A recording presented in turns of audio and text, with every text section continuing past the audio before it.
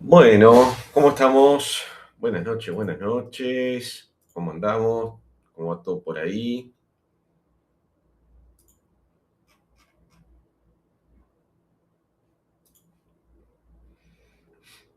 El silencio. Chan, chan, chan, chan. Esto vamos a borrarlo. Clase de derechos y deberes.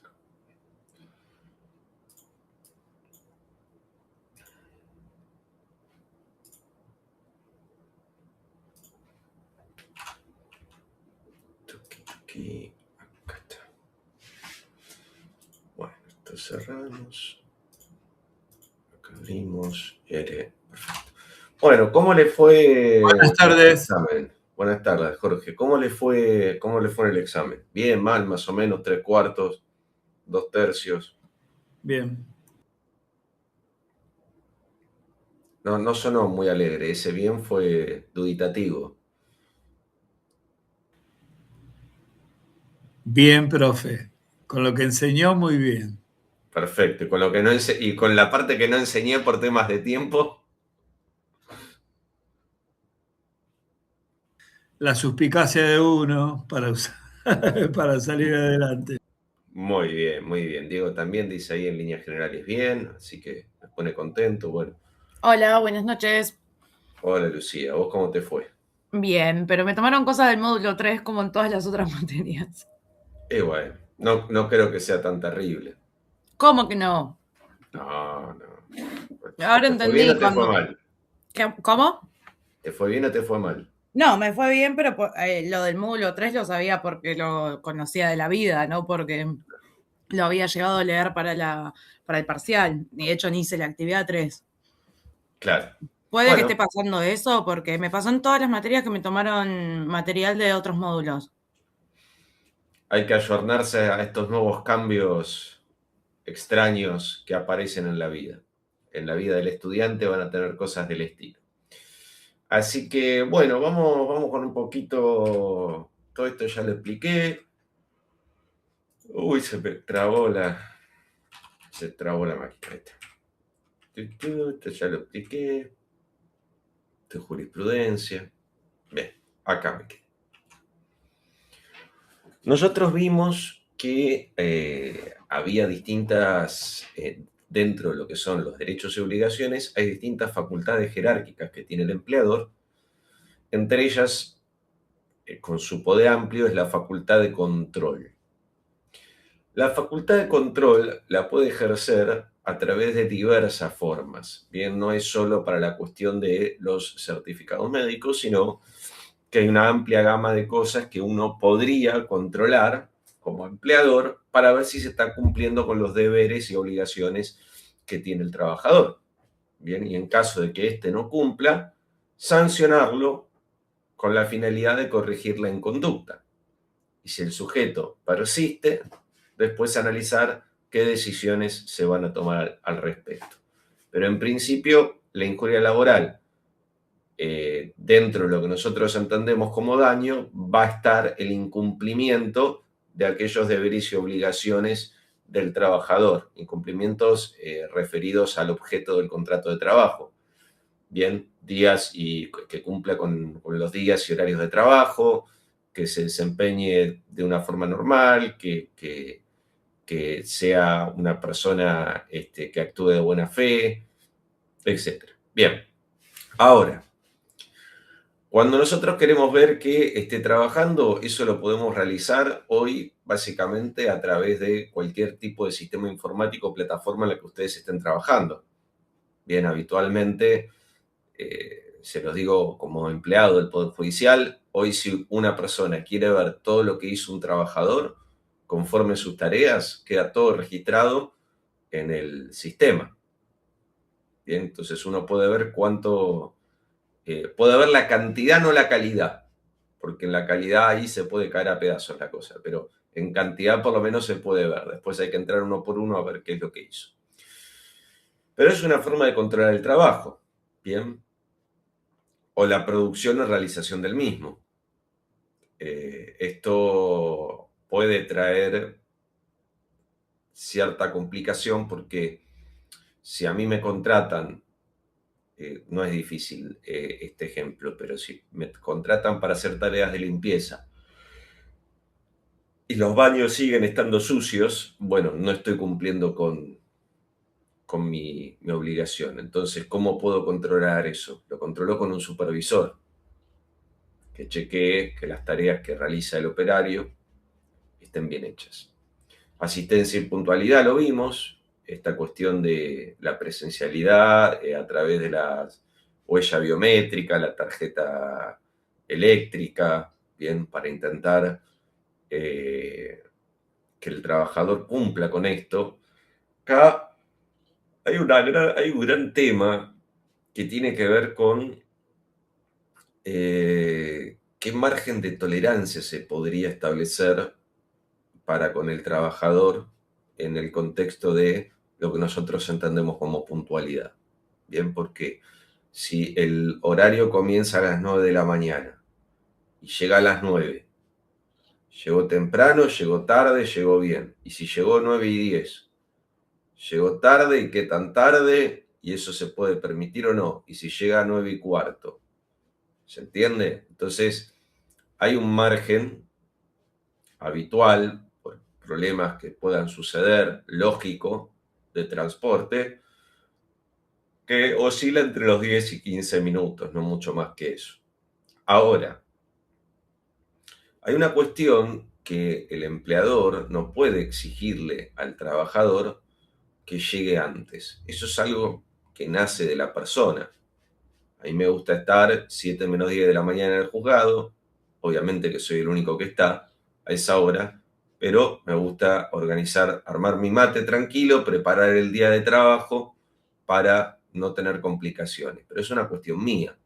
Nadie me exige que llegue a las 7 menos 10. Después empieza a llegar la gente al baile, 7:20 los que son responsables y 8:30 los que, bueno, dejan mucho que desear. En fin. La cuestión es, para algunas cosas, vieron que yo les dije 10, 15 minutos, pero la verdad, si nosotros nos ponemos a pensar, hay trabajos que no se permiten este tipo de demora. Bien, habitualmente los que tienen que ver con las tareas en clínicas u hospitales. Bien, que lógicamente, por el tipo de actividad que haces, si vos tenés programada una cirugía y llegás 10 minutos tarde, el paciente se murió, se pasó de anestesia. Entonces no podés llegar tarde. Si tu horario comienza a tal hora, tenés que cumplir. Lo mismo con las tareas de enfermería. Bien, entonces hay tareas que específicamente requieren un cumplimiento mucho más estricto de la puntualidad. Entonces ya está este análisis de 10, 15 minutos de tolerancia ya no es permitido. Por lo tanto, siempre hay que entender que el marco de tolerancia que se puede sostener de cuántos minutos puede llegar tarde una persona, siempre está relacionado con su actividad y si eso no puede generar un perjuicio. Por ejemplo, otra cosa que para mí no debería de suceder, pero sucede, es para los trabajadores que hacen tareas de vigilancia que tienen jornadas de 12 horas y que no se pueden ir hasta que no llegue la persona que lo va a reemplazar. Entonces, una jornada de 12 horas, vos no podés llegar media hora tarde porque le está generando un perjuicio a la persona que terminó la jornada, que después de 12 horas tiene que ir a descansar y no se puede ir hasta que vos llegues. Bien, hay casos muy, muy particulares. Se ve que los trabajadores de vigilancia tienen sus cosas, digamos, pero trabajadores que se han quedado 2 horas a posterior de la finalización de la jornada. Porque el trabajador desaparece, no llega, no lo reemplazan y tiene que la empresa estar buscando a ver quién puede mandar para cubrir el puesto. Es complejo, ¿no? Pero bueno. Bien. Y después tenemos la cuestión del control médico.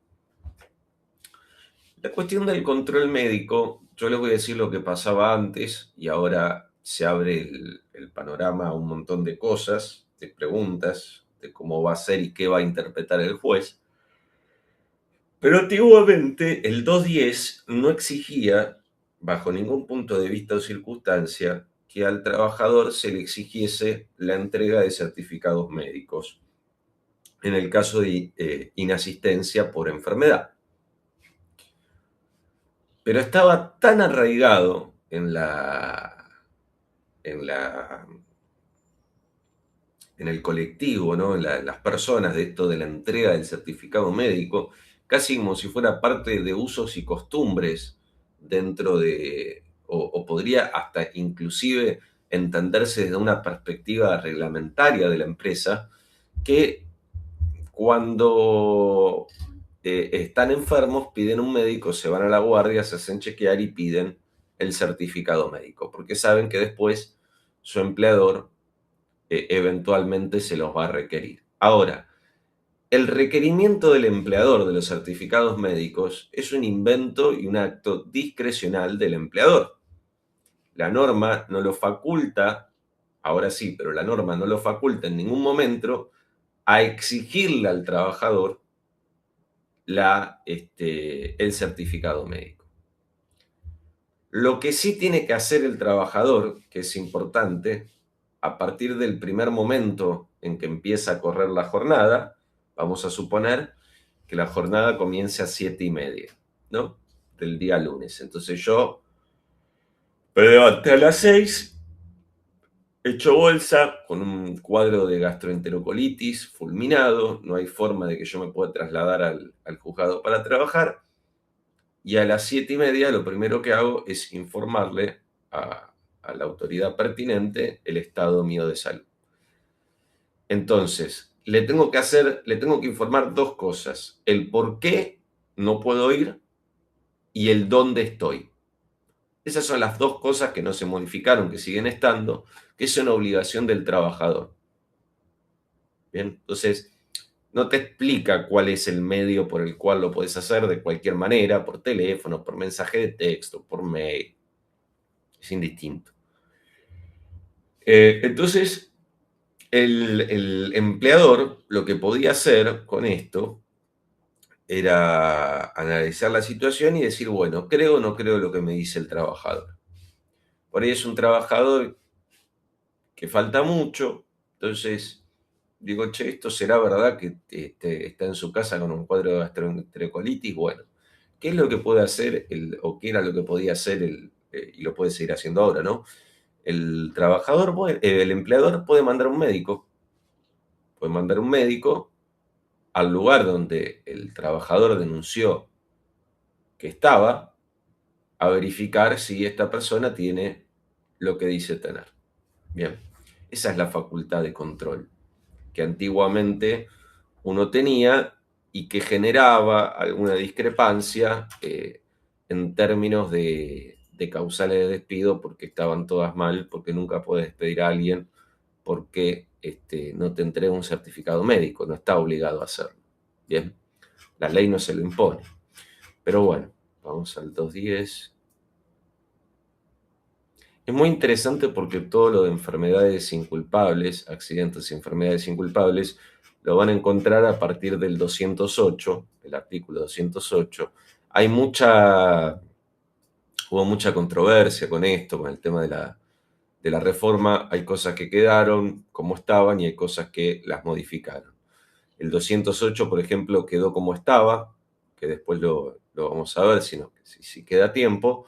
Y el 209 y el 210 de este capítulo, que va del 208 al 213, fueron los únicos artículos que se modificaron.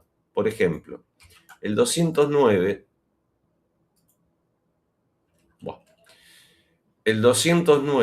fíjense que dice: el trabajador, en el transcurso de la primera jornada de trabajo respecto de la cual estuviera imposibilitado de concurrir, deberá dar aviso de la enfermedad o accidente y del lugar en que se encuentre. ¿Ven? Esto es lo que yo les dije, que es un deber del trabajador, de poder informar de la enfermedad y dónde está, por el cual no puede concurrir. Salvo en caso de fuerza mayor, esto tiene un sentido.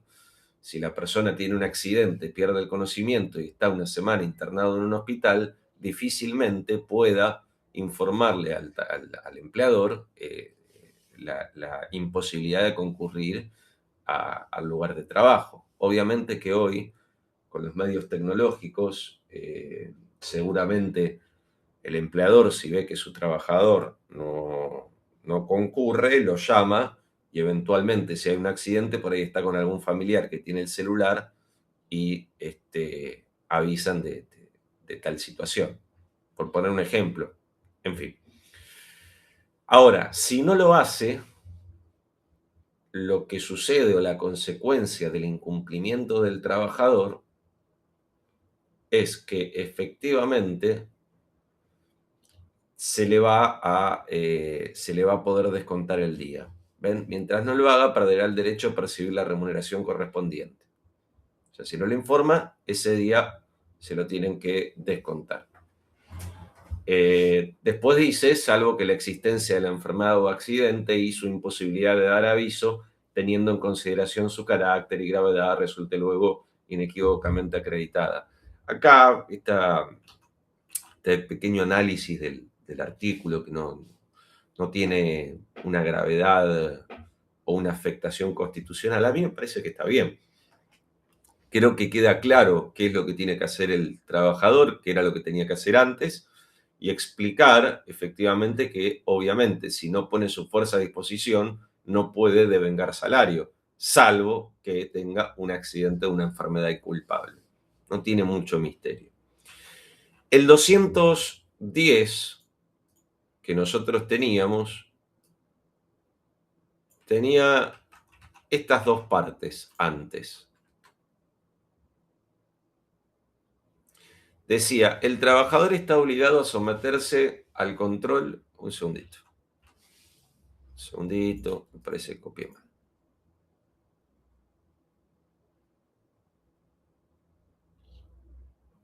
Bueno, ahora no importa, después les copio todo. Les copio todo y listo.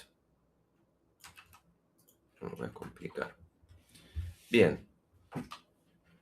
Fíjense que dice, los certificados médicos que el trabajador presenta para justificar inasistencias por enfermedad o accidente inculpable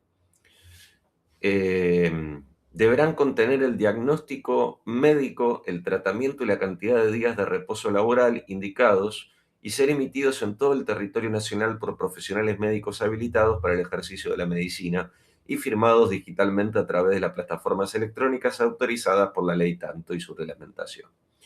Esto es interesante porque acá dice, fíjense, no dice deberá acompañar, dice los certificados médicos que el trabajador presente para justificar inasistencia por enfermedad o accidente inculpable. ¿Ven? Es como que está diciendo, bueno, el trabajador puede presentar certificados médicos para cumplir con acreditar una enfermedad o accidente inculpable.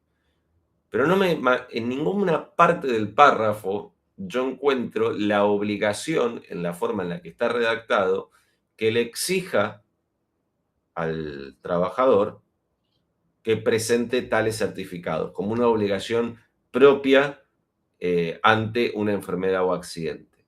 Obviamente que esto se va a habilitar o va a estar en consonancia con la intimación que le puede hacer su empleador a través de cualquier medio, y sería una cuestión a analizar, de que al otro día le acompañe un certificado médico para acreditar el por qué no pudo ir.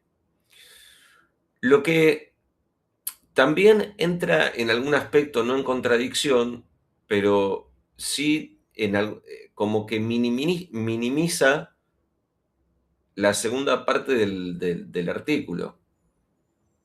Sí, Lucía, este es el artículo conforme la modificación. Fíjense que dice, el trabajador está obligado a someterse al control que se efectúe por el facultativo designado por el empleador. Esto es interesante porque, claro, sí, también está actualizado el anterior.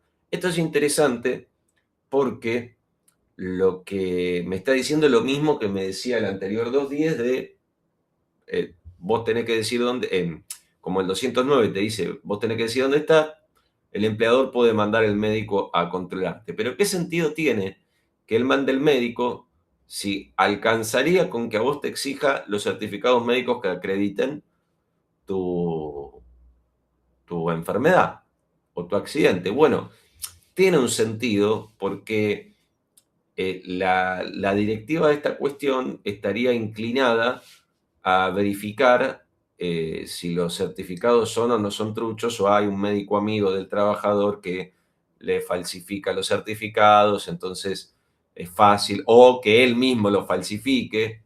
He tenido casos del estilo, casi irrisorio, habré tenido 2 o 3 en toda mi vida judicial, imagínense. Pero bueno, hay una fantasía con esto de que los certificados se truchan y vamos a dejarlo ahí. Pues la verdad que hay casos, los hay, pero no son la mayoría. Pero bueno, sepan que, bueno, sí, que lo firme el primo también. Sepan que sigue teniendo esta facultad de control el empleador y que puede mandar un médico a verificar el estado de salud del trabajador. Ojo, el médico que manda el empleador tiene que ser un médico especialista en la enfermedad o en el accidente que denuncia el empleador. Especialista en el sentido, a ver, si vos tenés una gastroenterocolitis, con un médico clínico te alcanza para el análisis para determinar esa enfermedad. Ahora, si vos tenés un accidente donde el médico traumatólogo te está dando una indicación y vos no estás de acuerdo con el certificado que te acompañan con esa indicación, podés someter al trabajador al control de un médico de la empresa que debe ser traumatólogo para verificar si se coincide el diagnóstico. ¿Bien? Ahora bien, no es que la empresa tiene un médico especialista que le pagan, que está ahí esperando salir a la cancha por si pasa algo, no. O sea, lo derivan, por ejemplo, a la obra social. Le dicen, vos tenés la obra social tanto, andá a hacerte el control con la obra social, le sacan el turno, le hacen toda la gestión y tenés control tal día en tal horario. Entonces el trabajador está obligado a ir para hacerse ese control. No puede negarse. Es otra de las obligaciones que tiene. Cuando el empleador lo cite para que lo revise un médico, él no puede negarse. Bien. Y ahora acá pasa algo que habitualmente es lo que sucede, que tiene que ver con la discrepancia en los certificados médicos del médico del trabajador o de cabecera del trabajador y el médico de la empresa. Porque el médico del trabajador te dice que el trabajador necesita 30 días de reposo para recuperarse, o 15, y el médico de la empresa te dice en 48 horas ya está en condiciones. Como raro, ¿no? Pero bueno, no importa. Entonces, ¿qué sucede acá? Acá lo que nosotros podemos hacer, o lo que nos habilita este artículo, que esto también estaba, es a generar esta especie de junta médica. Fíjense, en caso de discrepancia insalvable, ven que uno diga 15 días, el otro 48 horas, es una discrepancia insalvable, se podrá recurrir a una junta médica en institución oficial en las jurisdicciones en que la autoridad administrativa hubiera habilitado esta opción, o requerir dictamen en institutos públicos o privados, reconocida trayectoria y en solvencia técnica, cuyo costo de intervención en este último caso deberá ser asumido por el empleador. Como sabemos, está muy bueno esto de la... dos cosas, que quede claro quién se tiene que hacer cargo de los costos, no hay ninguna duda que es positivo. Pero segundo, que si nosotros sabemos que los hospitales públicos te dan un turno a un año para poder hacer una junta médica, bueno, no, que estamos en un problema. Entonces, ¿qué es lo que podemos hacer? A ver, si hay una clínica, no sé, la Clínica Olivos se me ocurre ahora, que es una clínica de reconocida trayectoria en ejercer la actividad médica, ¿no? Bueno, pagar para que lo revise una junta médica en la Clínica Olivos y que la Clínica Olivos determine cuántos días de reposo requiere ese trabajador y su diagnóstico y todo lo demás. Entonces ahí lo que prevalece es lo que determina la junta médica. No prevalece ni el del trabajador ni lo que dijo el médico del empleador. Sin embargo, y esto es criterio jurisprudencial mayoritario, y acá nunca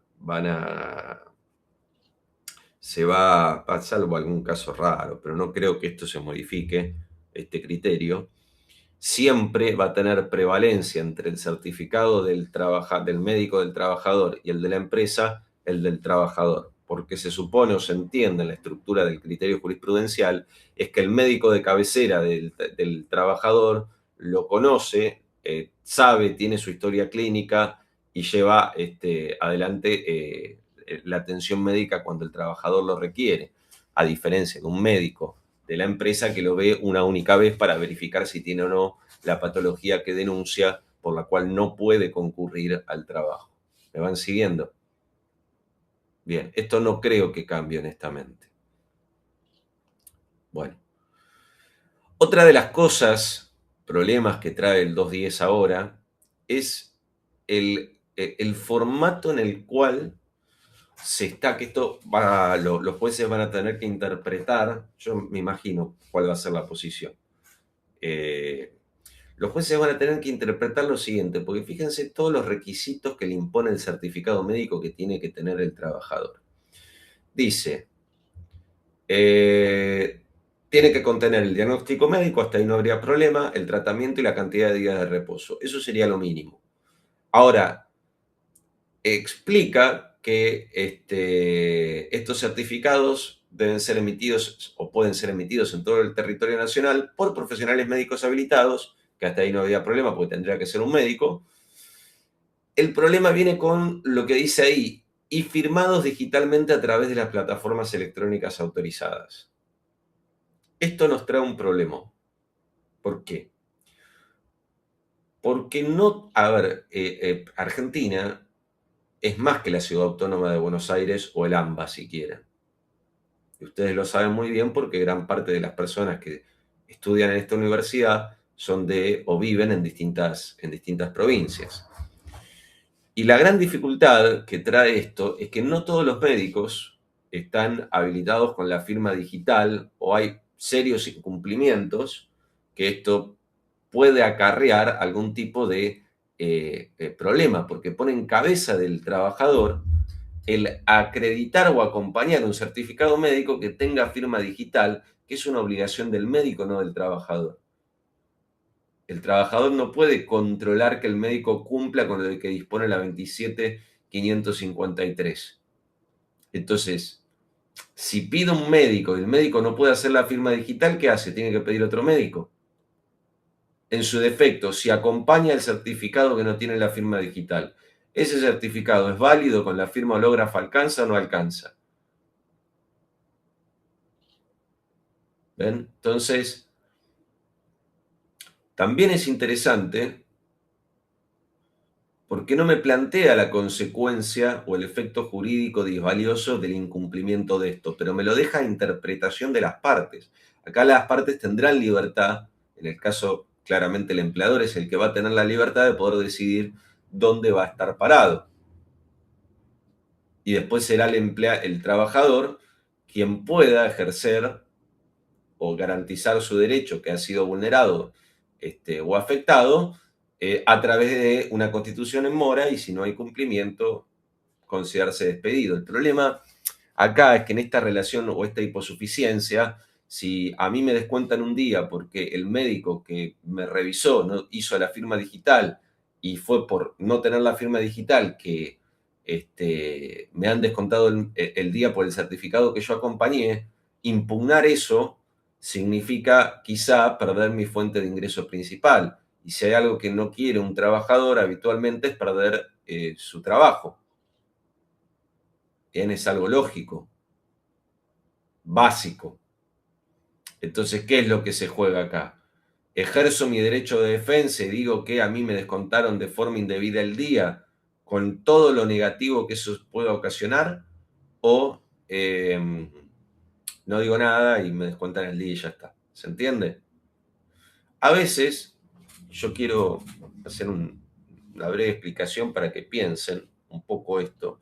A veces, cuando un cliente va a su estudio jurídico, si van a ejercer o van a litigar, no siempre la mejor opción es el litigio. No siempre la mejor opción es mandar un telegrama.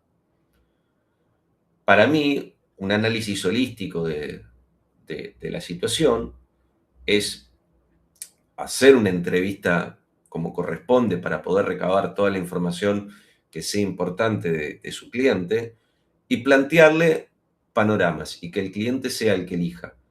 Pero el cliente tiene que saber, de alguna manera, que constituir en mora al empleador o notificarle un incumplimiento porque no está de acuerdo con algo puede llegar a ocasionar alguna acción persecutoria o que se quede, que se tenga que considerar despedido y pierde su fuente de ingreso. Entonces, todas esas cosas también las tienen que traer a colación, porque por ahí la persona de repente, cuando le decís eso, dice, no, pará, pero yo tengo 2 palos de la tarjeta de crédito porque compré un montón de cosas, no me puedo poner ahora a quedarme sin trabajo y ponerme a buscar otro. No es el momento propicio para eso.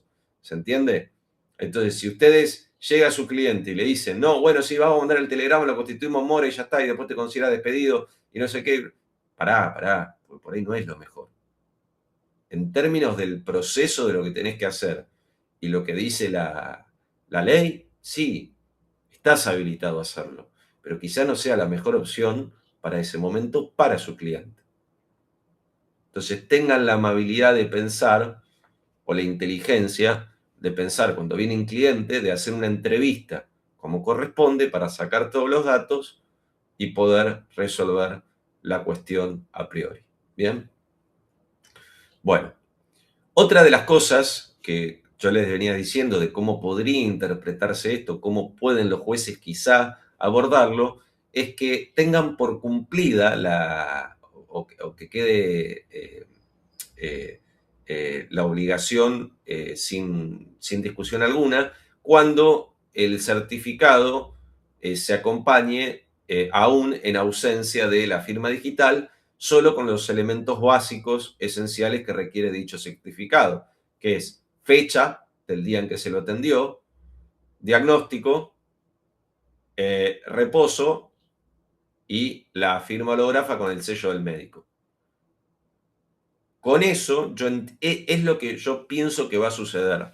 Con eso, si despiden a un trabajador, por ejemplo, que sería un absurdo porque además no habría proporcionalidad, pero no importa.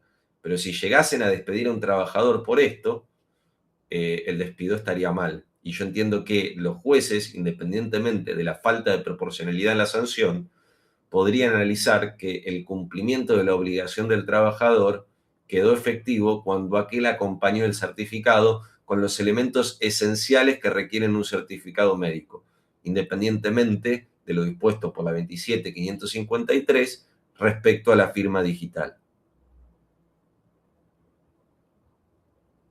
No sé de dónde sacaste eso, Cristian. Vuelvo. Quiero ser claro con esto, porque por ahí no me he explicado bien. Previo a la reforma, no había ningún artículo de la Ley de Contrato de Trabajo, no había ningún artículo de ningún convenio colectivo de trabajo o de ningún estatuto especial que le requiriese al trabajador, si falta por enfermedad, acompañar un certificado médico. No había nada hasta ahora. Entonces, todas las ideas que ustedes tengan sobre eso, previas a la reforma, a la basura. Porque vuelvo al inicio de la conversación de la clase de hoy, cuando charlábamos este tema. En el colectivo de la gente, todos, no sé por qué, pensamos que teníamos que entregar un certificado médico. ¿Bien? Ahora, ¿la ley me obliga a hacerlo o no? A partir de la reforma, sí. A partir de la reforma, me dice que tengo que presentar, ven, dice los certificados que el trabajador presente, ni siquiera me dice que estoy obligado. Solo me dice que tengo que presentar certificados médicos, si es que los tengo que presentar. ¿A pedido de quién? A pedido de la intimación del empleador, pienso yo. Por eso les explicaba que acá hay un poco más de libertad entre las partes, entre comillas. Y no hay un tiempo para entregar tampoco el certificado médico, porque aquí no impone un plazo para acompañarlo. Fíjense que tampoco habla de eso. Miren, los certificados médicos del trabajador presente para justificar inasistencias por enfermedad o accidente inculpable deberán contener el diagnóstico médico, el tratamiento y la cantidad de días de reposo laboral indicados y no me habla de en qué momento. Yo podría hacer un análisis con el 209, pero fíjense que el 209 no me plantea la cuestión de acreditarlo, sino de denunciar por qué no puedo ir, bien, y dónde estoy. Y si yo no cumplo con eso, ahí sí me descuentan el día. Pero no me habla de una entrega de certificados médicos, un plazo, nada. Todo eso es invento que puede, por ejemplo, una empresa a través de recursos humanos que no saben un pomo de derecho laboral, exigirlo y después cuando se formulan los despidos dicen la industria del juicio. Bueno, hubiesen estudiado derecho laboral. Bien, pero los de recursos humanos, si hay alguien de recursos humanos, les pido disculpas, habitualmente no saben nada. Bien. O el contador termina haciendo acciones que tienen que ver con la ciencia jurídica porque la pyme no quiere pagar un abogado, que también eso trae consecuencias. Ahora, vuelvo, ahora, conforme lo que dice el 210, si el empleador te pidiese un certificado médico, vos tendrías que acompañarlo en estos términos de lo que dice el 210. Pero también podría discutirlo. Claro, eso es una exigencia, una discrecionalidad del empleador. Pero también podría pensar, ¿no? ¿Qué pasa si no acompaña los certificados médicos? Porque la ley no me está diciendo, no me está obligando a acompañarlos, ¿se entiende? Entonces yo podría decir inclusive, en la parte fina, que creo que los jueces acá también algo van a decir, van a encontrar un equilibrio y va a haber un plenario con esto en algunos años. Porque la justicia trabaja de forma muy expeditiva, así que en 5 años más o menos tenemos un plenario para resolver esto.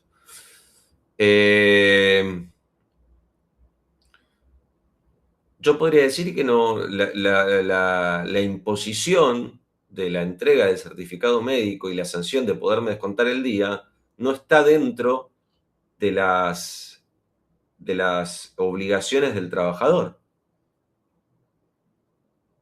Solo me manifiesta que si lo tengo que acompañar, ¿cómo debo acompañarlo? O sea, ya para ser un poco más elegante en la construcción, ¿no? Y después tenemos otro problema que excede el marco de la ficción, ¿no? Que el derecho es una ficción que tiene que ver con la realidad y el sistema en el que nosotros estamos dentro de nuestro país. No solo la cuestión de la firma digital, yo creo que a la gran mayoría de ustedes, si no les pasó, me pone muy contento, y si les pasó, lo lamento, pero es parte de la diaria nuestra. Cuando solicitan un médico a domicilio, el médico habitualmente no llega a la hora para verificar el estado de salud de la persona. Pueden pasar muchas horas, puede inclusive llegar hasta la noche. Pueden pasar más de 12 horas desde que solicito el médico y el médico no viene. Y viene después de 12 horas. ¿Se entiende? Y quizá para un cuadro de gastroenterocolitis agudo, donde me imposibilitaba trasladarme a las 8 o a las 7 de la mañana, para las 7 u 8 de la noche ya me siento mejor. Entonces, ¿qué sucede? Viene el médico, me mira y dice, no, bueno, usted no tiene nada. O yo no encuentro ningún tipo de patología en su situación. ¿Y qué hacemos? Yo tendría que, si me intima mi empleador, supuestamente tendría que acompañar el certificado médico. Y el certificado médico de ese médico dice que no tiene validez. O que no tengo, no que no tiene validez, que no tengo patología. Entonces es complejo. ¿Por qué? Porque tardó 12 horas en llegar y en ese tiempo que tardó 12 horas yo me pude recuperar. Entonces esto también es una realidad. Otra de las realidades que se impone, que sucede acá en la Corporación Médica San Martín, para que sepan, es que las guardias no emiten certificados médicos.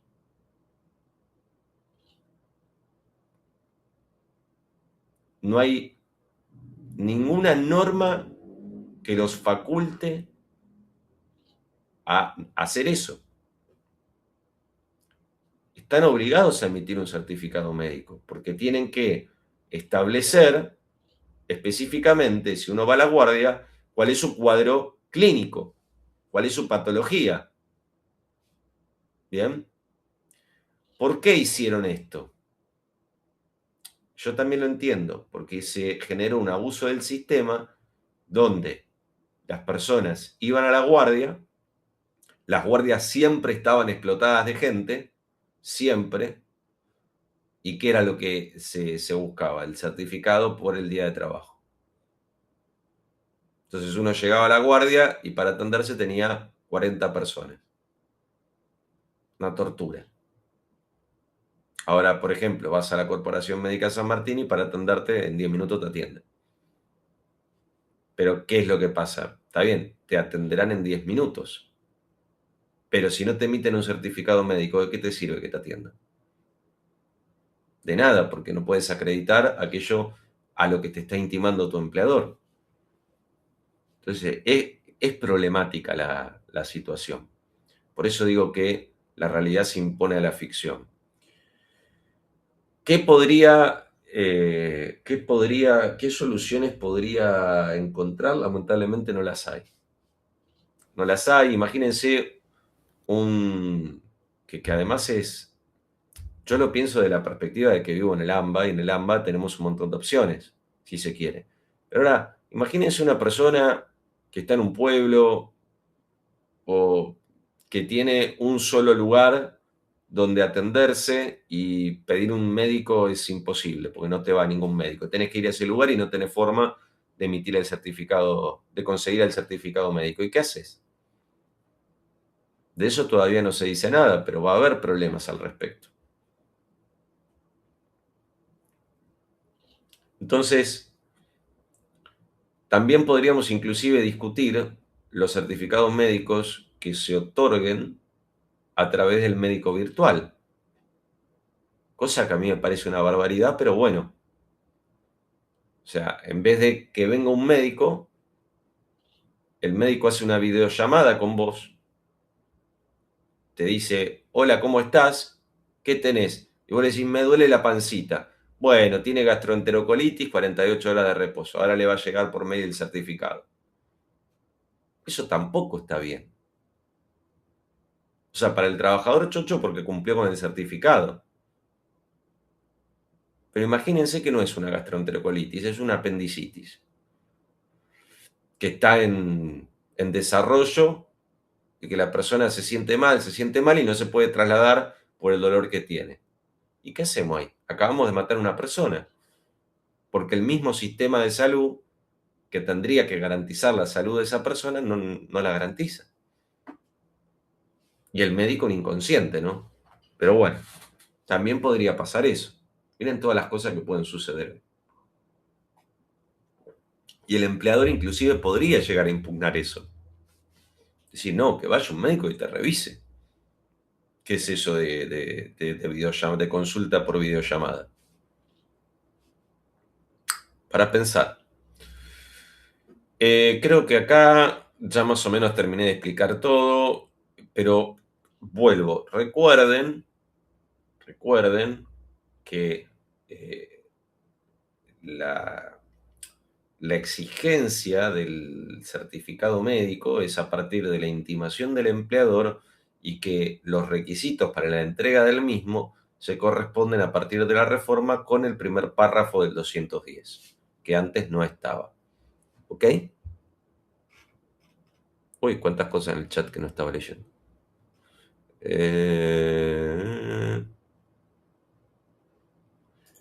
Te fijas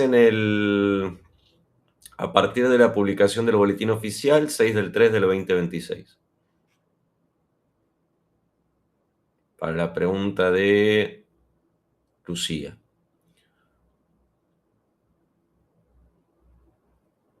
No entiendo tu pregunta, Leandro. Por no ser obligatorio para el trabajador, ¿es que el empleador envía al médico laboral? Claro, o sea, ¿vos qué es lo que haces? El trabajador te dice, mira, me duele la pancita, tengo gastroenterocolitis. No puedo ir al lugar. Bueno, entonces, ¿qué es lo que te va a decir el empleador ahora? Cuando no hay ningún problema, lo único que te pido, ¿dónde estás? En tu casa, ¿no? Sí, estoy en mi casa, que es lo otro que tiene que decir, ¿dónde está ubicado? Bueno, pedite un médico y acompañame un certificado cuando te recuperes. Bárbaro. Ya expliqué todas las problemáticas del certificado. Ahora, vamos a suponer que el trabajador es un tipo problemático, Leandro, entonces vos quizá tenés la expectativa de que ese trabajador o no esté en la casa o no tenga lo que dice que tiene. Entonces, ¿qué haces? Mandás a un médico a verificar si la persona se encuentra en su domicilio, donde dijo que estaba y con la patología que dice. Bien. ¿Qué otra cosa podés hacer? Vamos a suponer que hay una enfermedad por la cual, en particular, no hay ningún médico que pueda ir a domicilio. Bueno, trasladás, que esto también se puede hacer, para utilizar esta facultad de control, le pagás un Uber antes se decía remis, ahora nadie usa remis, todos usan Uber o Didi, para que se traslade a una clínica, para que vaya una guardia y lo puedan revisar. Si no puede trasladarse hasta el lugar, yo te pago un transporte para que te traslades a una clínica para que te hagas ver. Aunque podría plantearse la situación del trabajador de querer negarse a ese control atento a las dolencias que tiene que le imposibilitan trasladarse por fuera de la cama. Estos son, yo les aviso, situaciones extremas donde un empleador te paga un remis para que vayas a una clínica para que te hagas ver, para que te emitan, es una locura. Es una cosa oscura, quizá, que sucede, pero entiendo que en casos extremos, si vos acompañás el certificado médico, que es lo que siempre piden, con eso se quedan contentos. Después analizan si el certificado médico no es, depende de la persona. Pero un trabajador promedio no debería tener este tipo de problemas.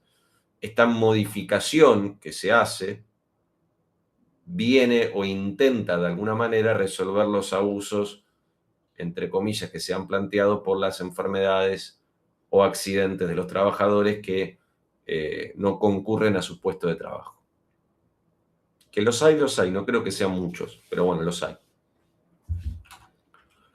Bien. No entiendo tu pregunta, Oscar. O sea, la exigencia de cómo tiene que estar constituido el certificado es de forma de lo que te dispone la ley 27.553, lo tenés que tener por escrito y también lo tendrías que poder tener digital.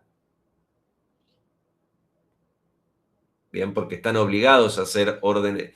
Todo lo que ellos, inclusive las recetas, las tienen que hacer digitales, están obligados. Que no las hagan es otra historia. Bien. No sé qué quisiste decir, Gladys, con lo del Estatuto del Personal Civil de la Administración Pública, pero bueno. Recuerden que nosotros estamos hablando de la Ley de Contrato de Trabajo. No estamos hablando de los empleados públicos a los que se les rige la Ley de Empleo Público, que son dos cosas diferentes. Bien, entonces, ojo con esto, hay que saber separar.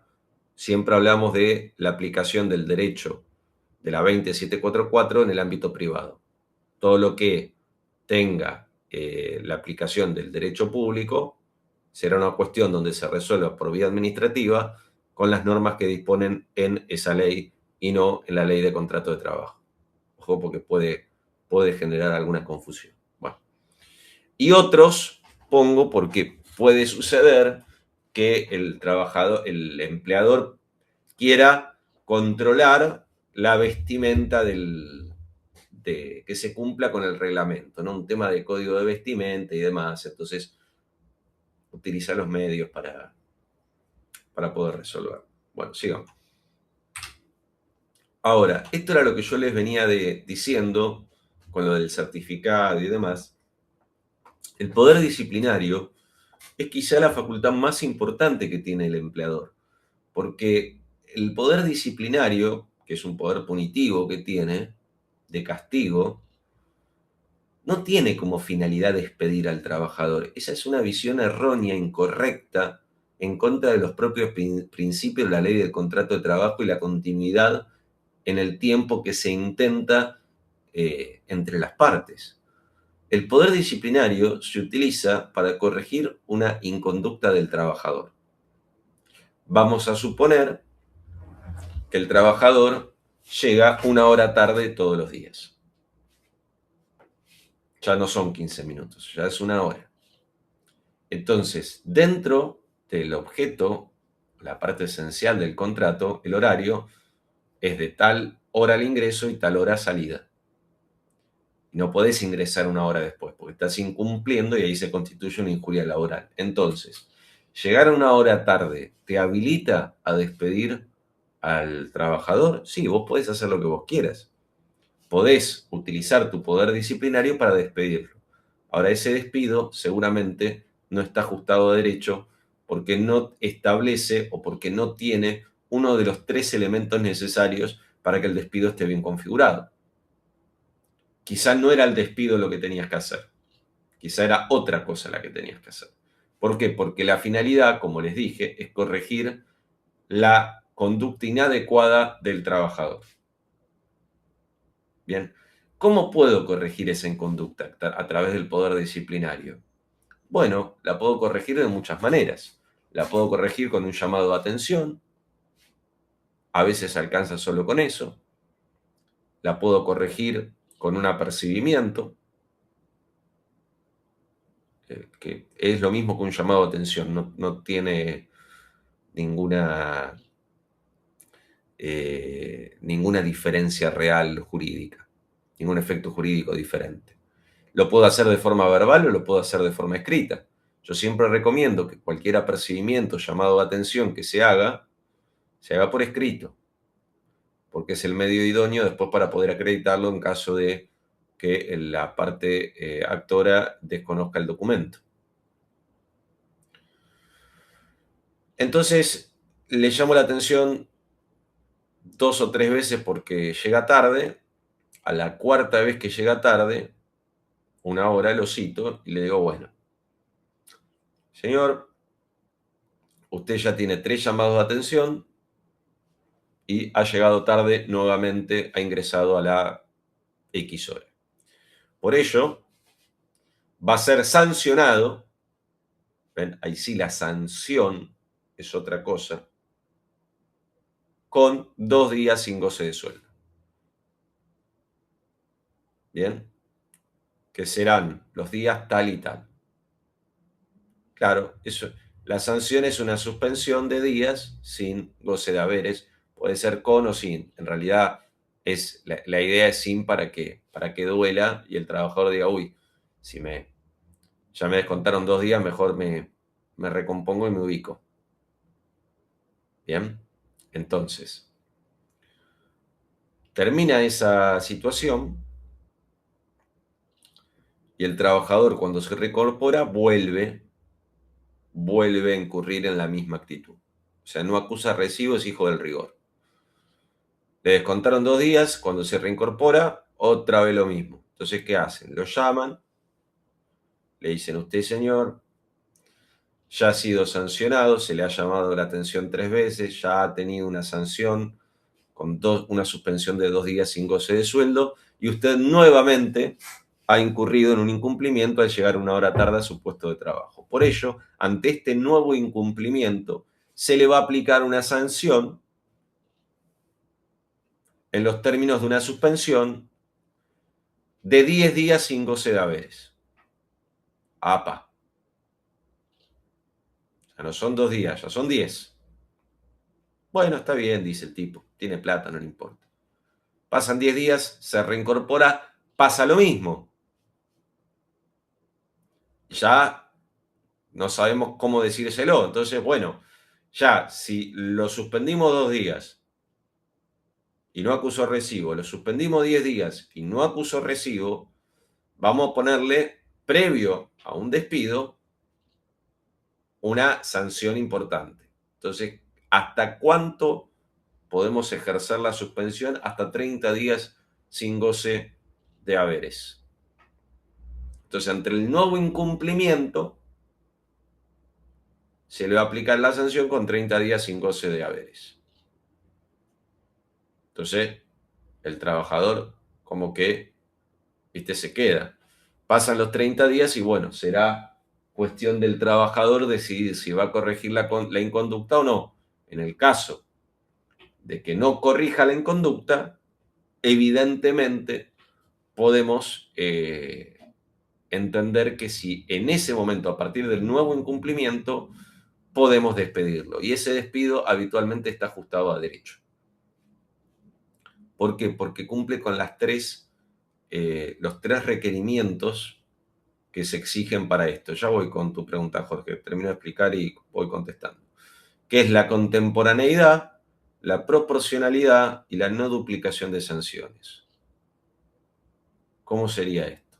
La contemporaneidad tiene que ver con el tiempo que me tomo como empleador en aplicar una sanción. ¿Por qué? Porque si yo llego tarde, yo vengo llegando tarde hace una semana y a mí nadie me dice nada, lo que sucede es que están consintiendo mi falta. Bien, entonces no hay contemporaneidad, no podría hacerlo, lo puede hacer, pero no hay contemporaneidad entre que yo hoy llegué tarde, que la semana pasada, el lunes pasado, yo llegué 1 hora tarde y la sanción que me aplican el día de hoy. Hay una semana de diferencia, no hay contemporaneidad. ¿Cuándo me deben aplicar la sanción? En el momento en el que, a más tardar al día próximo. Pero para este caso es en el momento, ¿bien? O durante ese día. Si no hay contemporaneidad, se entiende que el empleador consiente la falta. Entonces después no puede, por algo que ya pasó hace varios días, aplicar una sanción, salvo que haya una situación que requiere una investigación. Entonces se le informa al trabajador de esa situación, que se está realizando la investigación pertinente, y que cuando se obtengan las pruebas necesarias o cuando se llegue a una conclusión, se procederá a tomar una decisión. Esta investigación tendrá un plazo de 10 días, 15 días. Entonces pasan esos 10 días, 15 días, se averigua efectivamente que el trabajador hizo tal cosa y en función de eso se lo despide. Ahí habría temporaneidad. Perdón, contemporaneidad. Ahí está, sí. Otra de las cosas que puede suceder para que haya contemporaneidad es que el conocimiento del empleador de la injuria laboral sea a posterior, pero aparece en ese momento. O sea, el trabajador hizo algo terrible, que nadie lo sabe. Pasa un mes y el empleador descubre que el trabajador hizo una barbaridad terrible. Como toma conocimiento en ese después de 30 días, hay contemporaneidad porque efectivamente es el momento en el que toma conocimiento y toma la decisión de sancionar. Todo esto que yo les voy pasando de supuestos tiene siempre una dificultad, que la carga de acreditar esto es del demandado si le inician una acción. Entonces, yo no puedo tener una ligereza en la contemporaneidad sabiendo que si yo me entero 30 días a posterior voy a tener que acreditar eso, pues si no me van a decir que no tengo contemporaneidad. ¿Y cómo lo acredito? Bueno, ahí es un gran problema.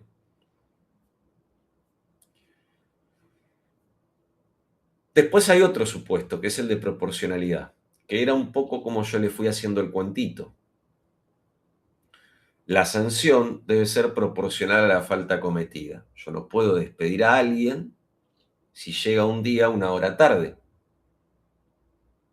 Quizá lo puedo sancionar. Quizá primero le hago un apercibimiento, un llamado de atención, al otro día otro llamado de atención y al tercer día una sanción, que tiene que ser proporcional con la falta cometida.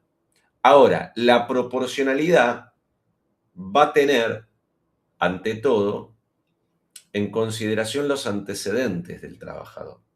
Por eso fíjense que la sanción se va incrementando, porque aquel trabajador que ya ha sido sancionado por 2 días, se le puede incrementar la sanción entendiendo que ya hay un antecedente de una sanción y que sigue incumpliendo con la conducta debida, que es llegar a horario en el trabajo.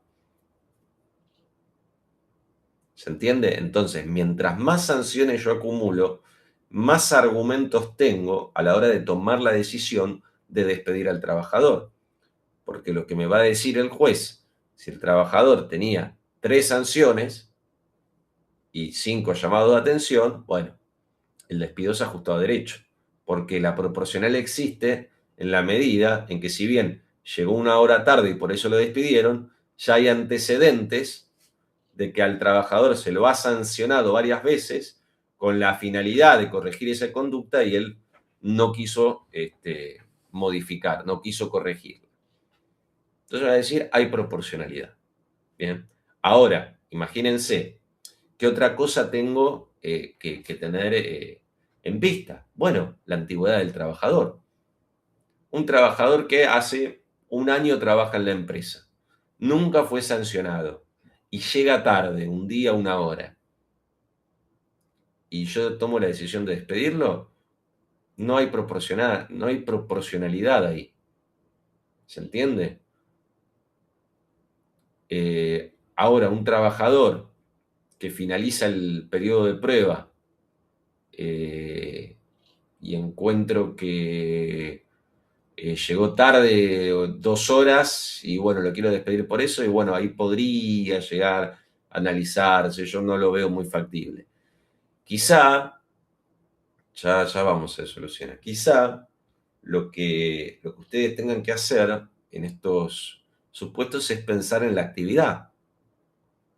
Porque un juez lo que va a analizar es si el trabajador llegó tarde a una cirugía programada, como les había explicado al inicio, o a un turno de enfermería con pacientes oncológicos de gravedad, o a la oficina para hacer planillas de Excel. Entonces cambia sustancialmente el enfoque que va a tener el juez para decir si hay o no hay proporcionalidad en ese despido, por ejemplo.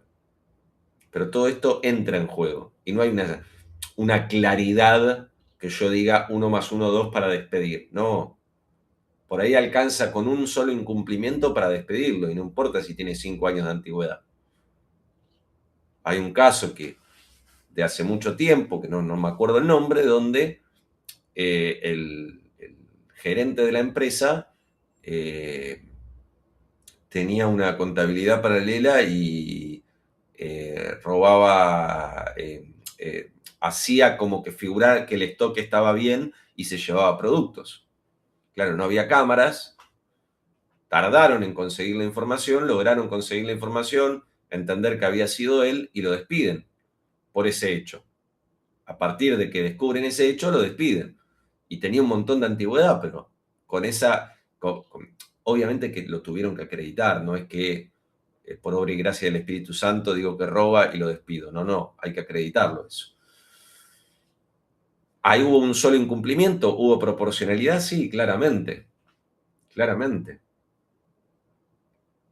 De la misma forma que pienso lo de los enfermeros. Porque si yo tengo atención de pacientes con problemas oncológicos graves y requieren una atención rigurosa y el enfermero tiene que estar, cumplir con su horario sin hacer horas extras porque lo puede afectar y en su desempeño eso puede ocasionar un problema, bueno, puede ser que haya proporcionalidad. O por ejemplo, otro caso de los enfermeros que es el más habitual, la administración de una medicina o de un medicamento que no es el correcto. Que eso para mí es suficiente para despedirlo. Ni hablemos si eso ocasiona un daño al paciente. Para eso hay todo un protocolo de procedimiento donde se indica qué es lo que se le está aplicando a cada paciente, que el médico lo ordena y el enfermero lo aplica. Entonces, si el enfermero le dice paracetamol y le da cualquier cosa menos paracetamol, está incumpliendo con una de sus obligaciones el enfermero. Entonces, para mí es suficiente para despedirlo con causa. Porque el bien jurídico que puede ser afectado es la salud, que es un bien jurídico con garantía constitucional.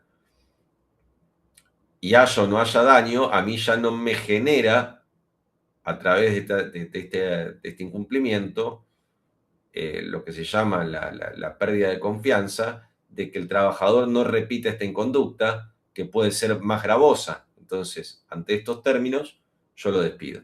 Después será el juez el que me diga,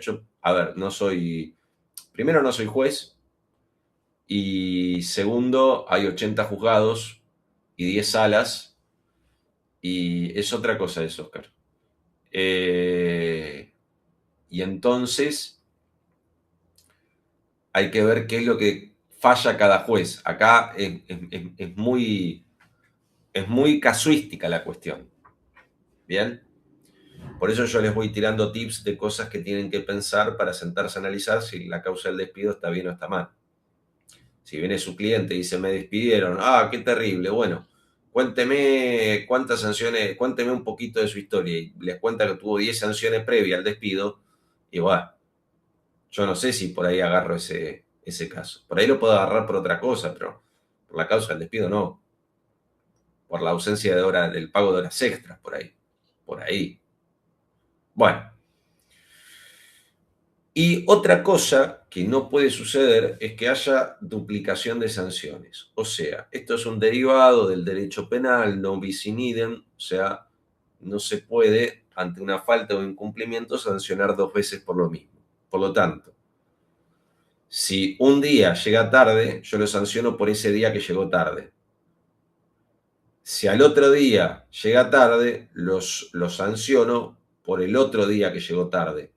No lo sanciono por el otro día y el día de hoy. ¿Se entiende? Cada incumplimiento va a tener una sanción y yo no puedo, por un incumplimiento anterior, sancionarlo nuevamente. Por lo tanto, en el despido, lo que ustedes hacen es ver qué incumplimiento hizo el trabajador. Llegó 1 hora tarde el día de hoy. Bueno, hablan con recursos humanos, analizan la situación, ven cuántos antecedentes tiene y por ese incumplimiento lo despiden. No por la sucesión de llegadas tarde. La sucesión de llegadas tarde, que también han sido acreditadas y lo han sancionado y todo eso ha quedado en parte del legajo del trabajador, sí debe para acreditar la proporcionalidad. Pero yo no puedo sancionarlo 2 veces. Suspenderlo y después decir, bueno, además de la suspensión, cuando termine la suspensión te despido por eso. No. Estaría mal. Todas las sanciones tienen que comunicarse por escrito. No te dice cómo. O sea que lo puedes hacer por telegrama, carta documento, obviamente telegrama no, carta documento o nota firmada por el trabajador. Lo que yo recomiendo siempre es la nota firmada por el trabajador. ¿Por qué? Porque la carta documento puede ser que el trabajador, si es una persona conflictiva, quizá se haya mudado y no me haya dicho nada y el correo no lo ubica. Entonces no está notificado de la sanción, no estoy cumpliendo con notificarlo, con comunicarle efectivamente la sanción que le estoy imponiendo. Entonces, lo mejor, lo más sano para evitarse todo esto es citarlo, leerle la sanción y pedirle la firma. No importa, esta es otra de las prácticas absurdas que dicen los abogados. A mí me parece una tontería atroz, pero se repite sistemáticamente, de esto de la firma en disconformidad. Esto de la firma en disconformidad no genera ningún efecto jurídico. ¿Por qué? Porque lo que la normativa me impone a mí, en realidad me lo impone no desde la perspectiva de la imposición, pero me faculta, siendo trabajador, desde el momento en el que estoy notificado de la sanción, poder impugnar esa sanción argumentando el porqué dentro de los 30 días desde que yo fui notificado. Entonces, mi firma no significa el consentimiento, por más de que, que ponga firma en disconformidad. Yo firmo porque me notifico de la sanción. Pero lo que voy a hacer dentro de los 30 días es ir a hablar con un abogado y decirle, mira, pasó esto, la semana pasada hay una situación de hostigamiento, en realidad yo no hice eso. Bueno, entonces van a impugnar, mandando el telegrama, la sanción que le están imponiendo al trabajador. Y si está dentro de los 30 días, está bien. Entonces, que ustedes le digan al cliente, firma en disconformidad, me parece una barbaridad. O sea, no tiene sentido. Y además puede ser contraproducente porque puede generar una rigidez dentro del ambiente laboral innecesaria cuando sepan que ya van a mandar un telegrama para que se genere esa rigidez. Entonces, a veces las formas son importantes. Ahora sí, Jorge, ¿qué pregunta tenías? Bueno, la verdad que buenas noches. Sí. Dame un segundo porque está apagado esto y no te escucho. No, en sí no son preguntas, es un poco la cuestión de los certificados médicos. Voy a donde yo presto servicio, me llama la atención porque justo ese tema, no hay problema, aceptan cualquier certificado médico, pero desde ya en muchas empresas no existe el médico a domicilio. Ya lo sacaron, no quieren pagar más el médico que te vaya a ver, entonces directamente te mandan, llamás por teléfono, tenés unas horas antes de tomar servicio, unas horas después, 2 horas antes, 2 horas después, llamás por teléfono y te dan un número. A veces no te podés conectar y te volvés loco. Luego de eso, tenés que ir a un servicio médico. Ahora, el servicio médico, ya lo dijiste, no te va a dar un certificado por más de lo que tengas con 48 horas de reposo ni nada. Yo el otro día fui, tenía problemas grandes y me dijo, ¿querés que te pongo que te asistí y así tenés el día pago? Le digo, no necesito porque estoy trabajando, pero fue uno en hace años que nadie me dijo, no me ofrecieron nada, no te dan nada en la guardia. Ahora, sí lo que da es la ambulancia. La ambulancia que vos pagás por tu obra social viene y te da 24 o 48 horas, si estás mal. Eso se consigue. Después, ¿de dónde se consigue? ¿De dónde está? ¿Cuál es, digamos, cómo las empresas dicen o cómo arreglan ellos ¿Cómo dictaminan qué tengo que hacer yo o qué no tengo que hacer yo? Porque si no está en la ley, si la ley dice una cosa y ellos me dicen otra, después estoy del lado tuyo cuando dijiste la otra clase, los delegados no existen, dijiste. Bueno, eso lo veo, eso no lo saben los delegados. No saben que no me tienen que obligar a llevar un certificado médico. Bueno, cortemos los certificados médicos. La cuestión de las sanciones.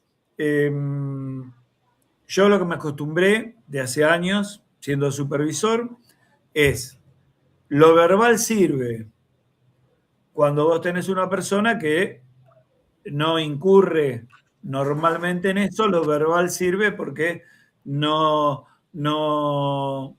digamos, no tenés rispidez con un trabajador. Lo veo bien. Cuando se pasa de las 2 o 3 veces que vos le anticipaste, viene un apercibimiento. Ya después del apercibimiento, normalmente, fuera de lo que es, que se nombró hoy, del Estado, hablemos de lo que es la LST, nosotros, teniendo un convenio, cada convenio tiene sus normas. Digamos, nosotros tenemos no apercibimiento o un llamado de atención, un apercibimiento, y siempre eso se va sumando, pero siempre por una misma causa. Si es por llegada tarde, llegaste tarde hoy, un apercibimiento. Llegaste tarde mañana, otro llamado de atención, apercibimiento, o lo que sea. El tercer apercibimiento es suspensión. Después de la suspensión, ya se va grabando. Sumás 2 días, 3 días, 4 días, 5 días, hasta 10 días o lo que sea, son 30 al anual. Pero bueno, ahora, si cambia la situación de que no es por llegada tarde o por falta o por algo similar, ya incurrís en otra situación, ya no corre por lo mismo. Eso es lo que hacen en el convenio que estoy yo, ¿no? Bueno, y no sigo contando porque aburre. La empresa donde vos trabajás, en realidad es una empresa muy buena. Vos seguramente me vas a decir no por tal cosa, porque siempre hay cosas negativas cuando uno presta servicios. El Poder Judicial lo tiene, las empresas privadas lo tienen, todo lo tienen. Pero si hay algo que tiene muy buena la empresa donde vos prestás servicios es que todo esto lo tiene muy bien aceitado en la dinámica de cómo se debe proceder, que es como se debiese proceder en todos los casos para todas las empresas. Lo que sucede en realidad, en la práctica, es que un trabajador llega 1 hora o 2 horas tarde, no lo puede justificar y lo despiden. Y después, cuando los demanda porque no le pagaron la indemnización, resulta que el despido no estaba ajustado a derecho justamente por todo lo que fui explicando durante la clase. Entonces, la industria del juicio va a existir en la medida en que no se hagan las cosas que se tienen que hacer o que no se entiendan cuáles son los derechos y deberes de las partes. Bien, entonces, si nosotros lo entendemos eso, es mucho más factible que por lo menos la litigiosidad de esa empresa sea muchísimo menor. Porque, a ver, vos el riesgo de litigiosidad siempre lo tenés porque siempre vas a tener una persona que te pueda plantear algún reclamo y que pueda considerarse con mejor derecho para accionar sobre distintas cuestiones que serán interpretaciones, ¿no? De aplicación de convenio colectivo, valor hora, diferencias, etc.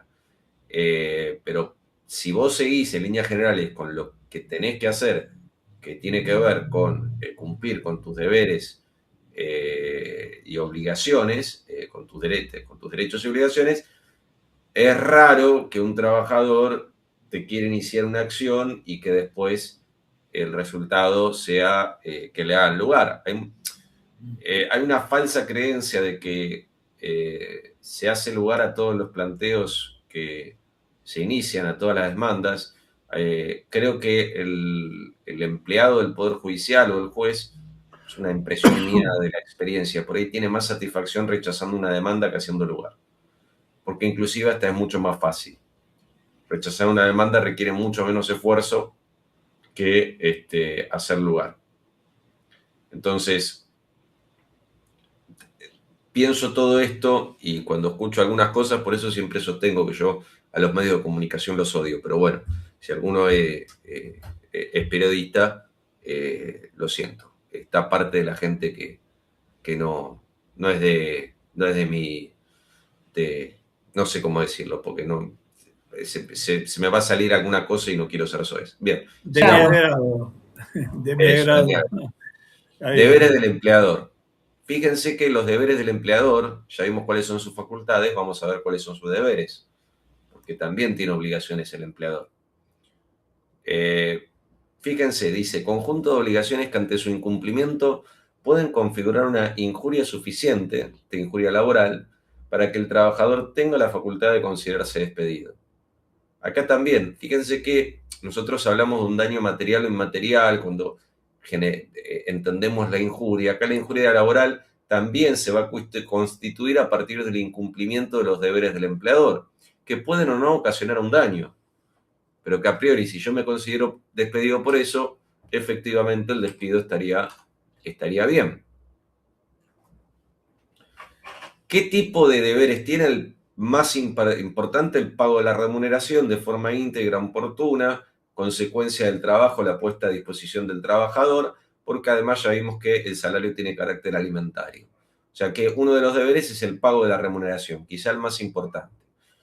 Lo que sí tiene es un tope de retención para todos aquellos casos en los que el trabajador, por vaya uno a saber qué, toma la decisión de romper distintos elementos de la empresa, que no devienen del desgaste del uso cotidiano, sino que de forma voluntaria agarra la computadora, la notebook, y la tira contra el suelo y la pisa, y la notebook es de la empresa.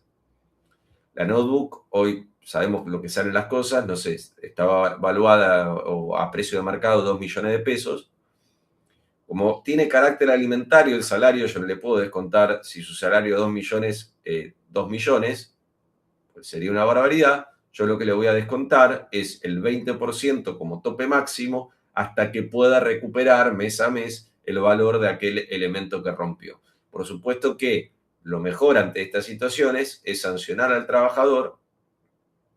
Habría que ver si es suficiente para despedirlo, pero yo tengo que acreditar esto porque seguramente me va a impugnar esta retención. Y me va a decir, usted está haciendo una retención indebida al 20% de mi salario.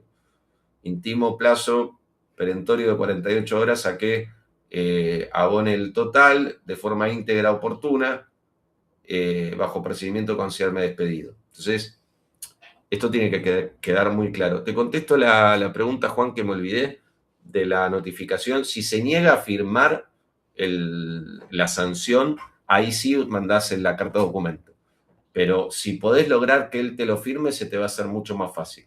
Si él se niega y te dice, no te firmo nada porque se me canta la regalada gana, se la mandás por carta de documento. Que eso después genera otras complicaciones. Bien. Hay un montón de deberes que tiene: deber de seguridad personal, artículo 65, deber de seguridad patrimonial. Son dos deberes que son importantes, están muy relacionados a veces se piensan desde la perspectiva de los accidentes o enfermedades profesionales, pero ahí entra la 24.557 y es otra cosa.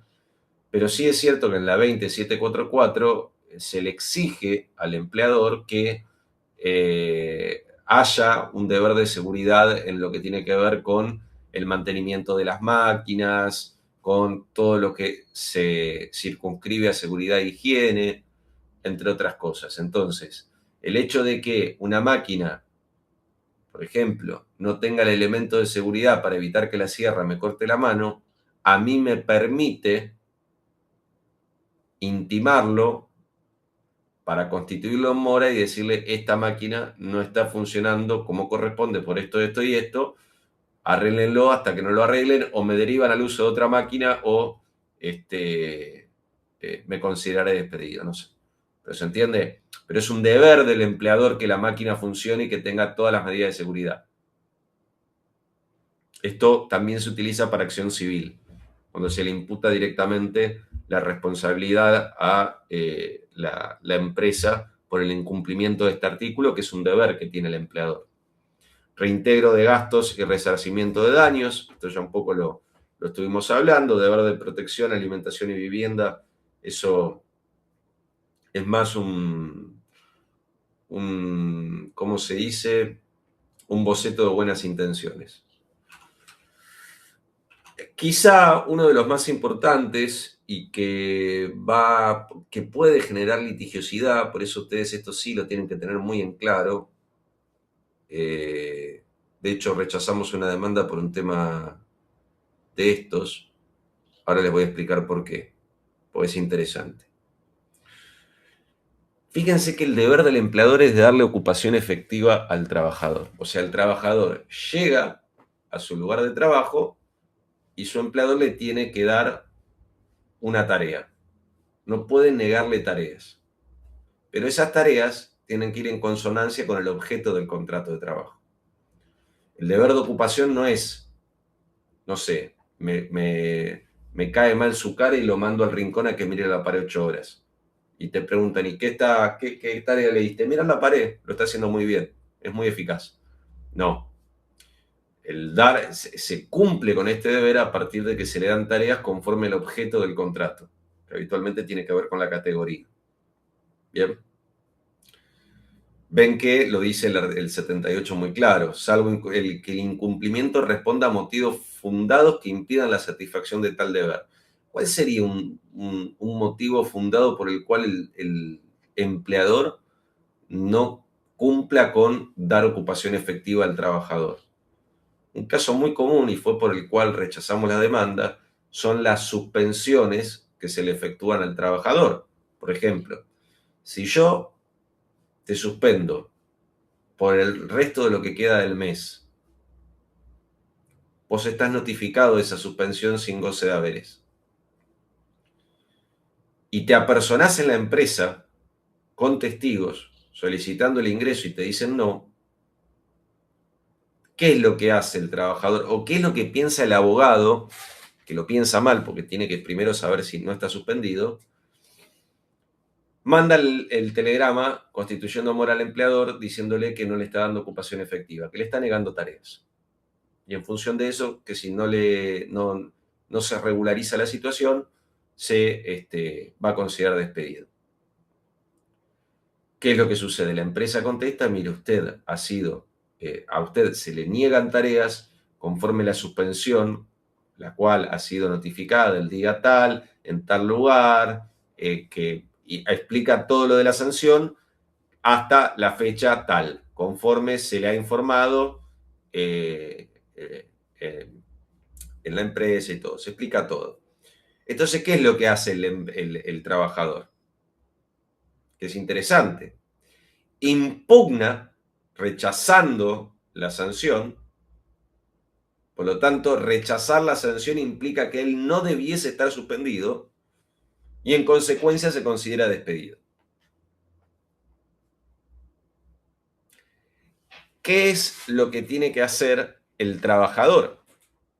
Lo que tiene que hacer el trabajador es acreditar efectivamente que esa sanción es una sanción que no corresponde o que no se ajusta a derecho, o que ha sido desproporcionado, lo que fuese. Bien. O que aquello de lo que le están imputando no es cierto. Por ejemplo, una llegada tarde. La cuestión, que esto es importante, es que la carga de probarlo es del actor, porque es el que se consideró despedido. Si la empresa, después de esa intimación, lo hubiese despedido, estaba mal despedido. Y ganaba el actor. Pero acá el actor se apuró, impugnó la sanción, no pudo acreditar aquello que decía la sanción y se rechazó la demanda porque se consideró que su despido no estaba ajustado a derecho. Además de que otra de las cosas que ayuda muchísimo fue que la demandada cumplió a rajatabla con absolutamente todo y acreditó todo también. Que no debiese a priori, pero por un principio de buena fe lo hizo. Acreditó la notificación de la sanción y acreditó el hecho por el cual se lo sancionó al trabajador. Entonces, acreditada la sanción, la validez de la sanción, considerarse despedido porque no le dieron ocupación efectiva es una incongruencia, ya que no debe darle ocupación efectiva a partir de la suspensión de tal fecha a tal fecha. ¿Me van siguiendo en el razonamiento? Entonces, jamás hagan esta barbaridad o horror jurídico de considerar despedido a su cliente si está suspendido, por esto de que le niegan tareas. ¿Podría ser por otra cosa? Sí, pero por esto no. Si es por esto, marche preso. Entonces, mucho cuidado. ¿Me siguieron con la idea? Bien. También hay problemas con esto porque la ocupación efectiva, como les dije, tiene que ser en relación a la categoría y condiciones pactadas y el problema que se podría dar o la confusión es un abuso del ius variandi o una negativa de tarea. ¿Por qué? Porque yo llego a la empresa y por una cuestión de dinámica de ese día te digo, che, mirá, hacé tu trabajo, pero me echame y hace un poco de lo que hace el empleado tanto, que hace cosas similares, pero tiene una categoría mayor, entonces me tendrían que pagar más por hacer esa tarea, ¿no? Pero eso podría ser parte de, si se quiere, el análisis de un uso abusivo, ¿no?, del ius variandi. Bien, por modificarle las tareas. Ahora, la negativa de tareas es otra cosa completamente diferente. La negativa de tareas es, llego y no me dan tareas. Bien, o no me dan las tareas que a mí me corresponde. Ahora, si me dan las tareas que me corresponden y me quieren adicionar algo, ahí entra en juego el ius variandi y no la negativa de tareas. Entonces, si el empleador le impide al trabajador prestar tareas con causa objetiva, ven, suspensiones y otros, el despido indirecto es justificado. Ahora, si el empleador le impide al trabajador prestar tareas y no hay una causa objetiva por la cual se las esté negando, el despido indirecto es correcto. ¿Entienden? Este cuadrito también les va a servir para... No soy muy bueno haciendo cuadritos, pero creo que esto ayuda a entender el concepto y no confundirlo con el ius variandi, que muchas veces también lo confunden los profesionales. Bueno, y acá tienen un montón de verborragia de jurisprudencia. Ven, acá tenemos, por ejemplo, los deberes de diligencia, ¿no? Las partes están obligadas de forma activa y pasiva, no lo solo a lo que resulta expresamente de los términos del contrato, sino todos aquellos comportamientos que sean consecuencia del mismo, resultan de la ley, los estatutos y demás. Algo así como un principio de buena fe, dicho de otra forma. ¿Cómo acredito el deber de diligencia? Bueno, cumpliendo con que el trabajador esté registrado, ingrese aportes, tenga una RT, seguro de vida, etc. Bien, todo eso son obligaciones. Deber de formación profesional, si quieren leer la ley, léanla. Dudo en su vida que vean algo de este estilo. Podría pasarles, pero bueno, está. Después lo chusmean. Hay una cuestión interesante con esto, deber de no discriminación e igualdad de trato. Acá hay que tener en claro que si bien es cierto que hay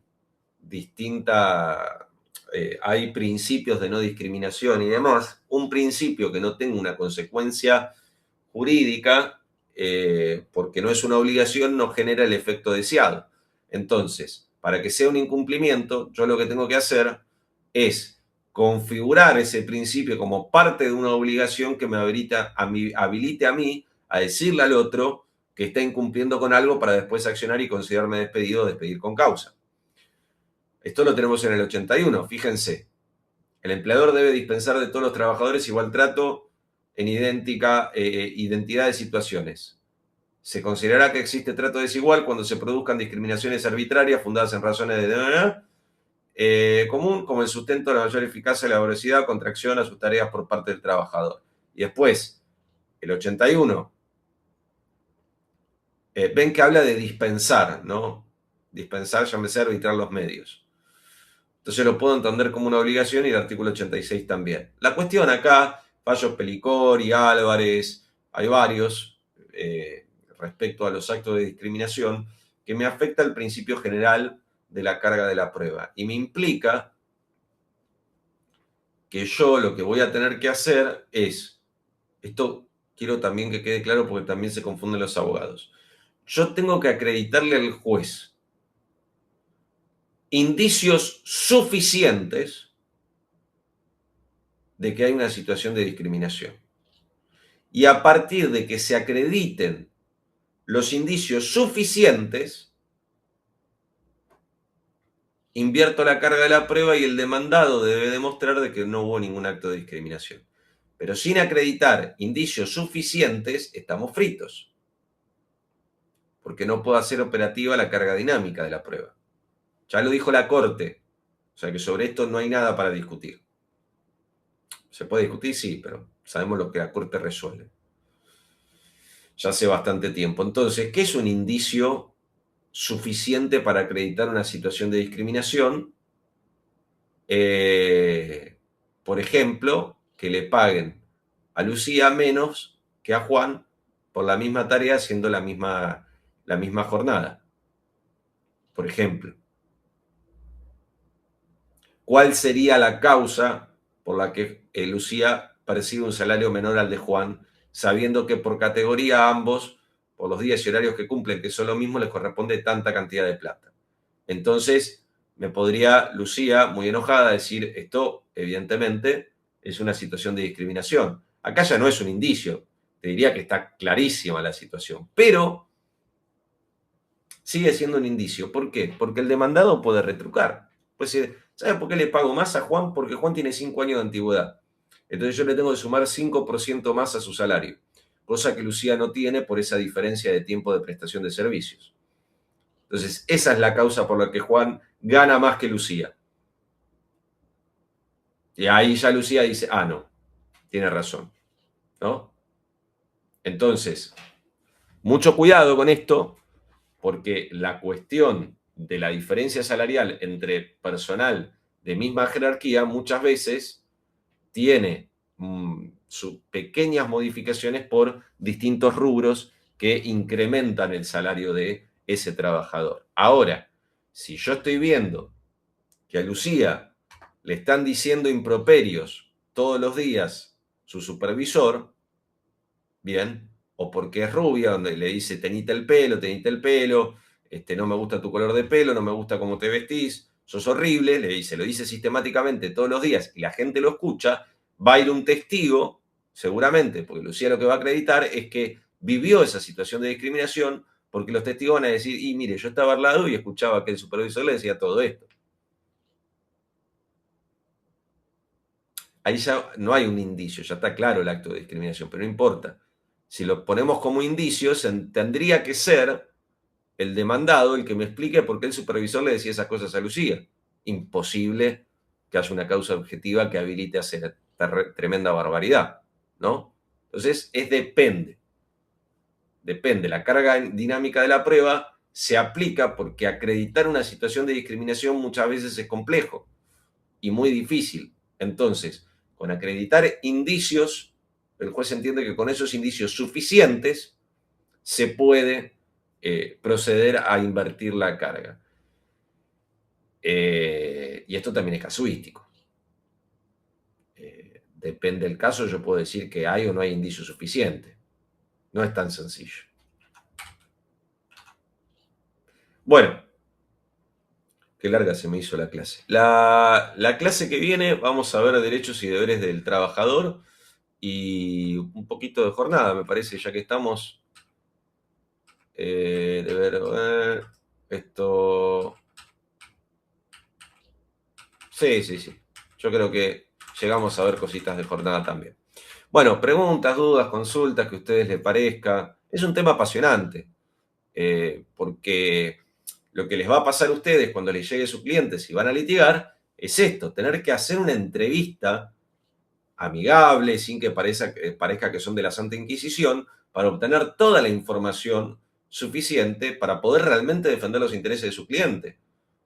Porque si no saben que estaba sancionado, si no saben que o estaba suspendido, o si no saben efectivamente qué categoría tiene y no saben qué jornada tiene, y empiezan a hacer agua y por ahí el reclamo que ustedes piensan que está ajustado a derecho y que está bien, como ustedes lo plantearon, o su estrategia como fue elaborada fue incorrecta, por no tener los datos suficientes que le tendrían que haber requerido en primera instancia a su cliente.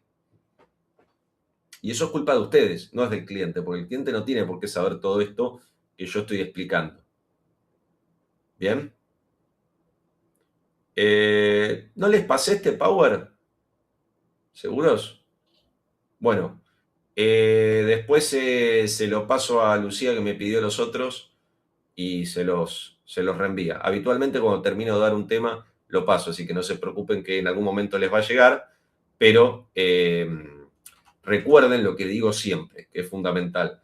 Todo lo que ustedes ven en el Power es previo a la reforma. Y yo voy explicando en clase en qué se modifica con la reforma, entonces, si a ustedes se les ocurre, y por eso me gusta que esté grabado, venir o presentarse a la mesa oral de examen virtual estudiando solo lo que dice el Power, sin hacer estas discrepancias con las modificaciones que se hicieron ahora, y el resultado no va a ser muy bueno.